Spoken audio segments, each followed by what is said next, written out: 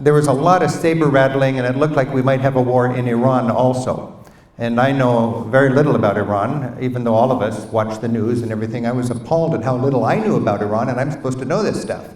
So I said, if you can get me permission, because you don't just go to Iran, I'll get my crew together and we'll make a TV show. And I think it'll be a 1-hour special, and I think it'll air all over the country.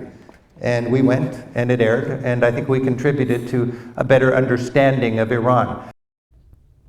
That special, Rick Steves' Iran Yesterday and Today, did air in 2009. And as he explained to attendees of the Oklahoma City Town Hall Lecture Series, the experience gave him a chance to highlight the country's culture and heritage. While in Oklahoma, the venerable PBS travel guide sat down with ONR's Dick Pryor to talk about his time in Iran and how greater travel can lead to greater understanding. And what I wanted to do was unhumanize the country, understand how can these smart people vote for Ahmadinejad, who was the president at that time. And I wanted to understand them, and I thought, it's appalling how little I know about Iran. What I knew about Iran I learned from Ted Koppel, which is pathetic. It was a media circus, the whole hostage crisis, and it served everybody's interests except the people. I thought, we need to know more about Iran. So I love to travel in places where I'm steep on the learning curve.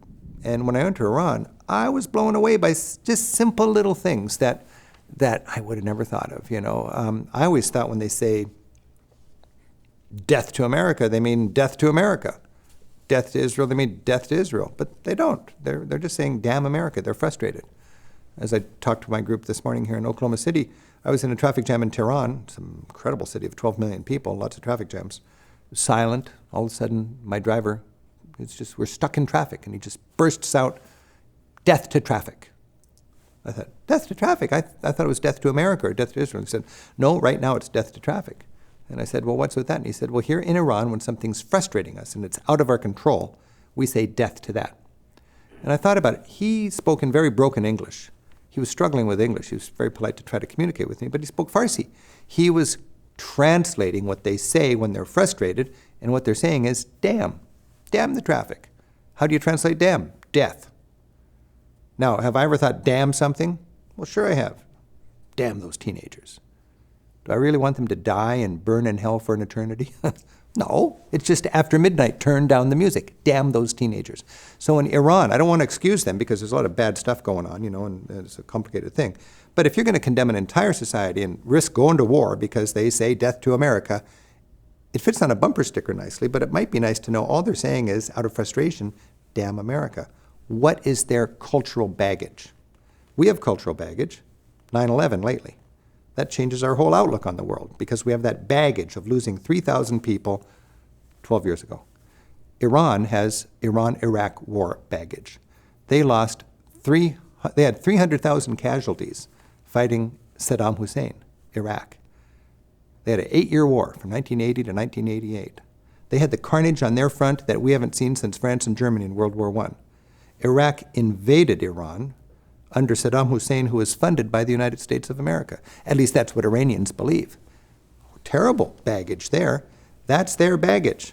We threw out their democratic elected prime minister in 1953 and put in the Shah because we wanted access to their oil. That's just a fact. I don't care if you're liberal or conservative. That's just a fact. That's what happened. And most people figure, well, that's the way it goes. Well, if you were a conservative, small-town, fundamentalist Muslim parent, you would think of the Shah as an American puppet. You wouldn't even think about oil and money. You would think, this guy is evil, he's Western. I had a woman come across the street to me in Iran and say, you're a journalist, right, from America? I want you to go home and tell the truth. We're united, we're strong, and we just don't want our little girls to be raised like Britney Spears. Neither do we. So you did not find hate. You found fear of Westernization. Compromising values. Exactly. I found a society in the countryside. That's the base of a guy like Ahmadinejad. It's the countryside, not the cosmopolitan big city where you got well-educated, Western-oriented people, but the countryside filled with, all these small towns filled with less educated, less affluent fundamentalists. motivated by the same thing their counterparts are here in the United States. They're good people, good parents, motivated by fear and love. I didn't find any hatred at all. That's the amazing thing. I found confusion and fear. And fear to me, Dick, is a very troubling thing. I'm not particularly courageous, but I've traveled enough not to be afraid. I just don't like it when lately, since 9/11, everybody says, travel safe. I don't want to hear people say travel safe. Travel. We'll be more safe if we travel. The most dangerous thing, I believe, is if we stop traveling.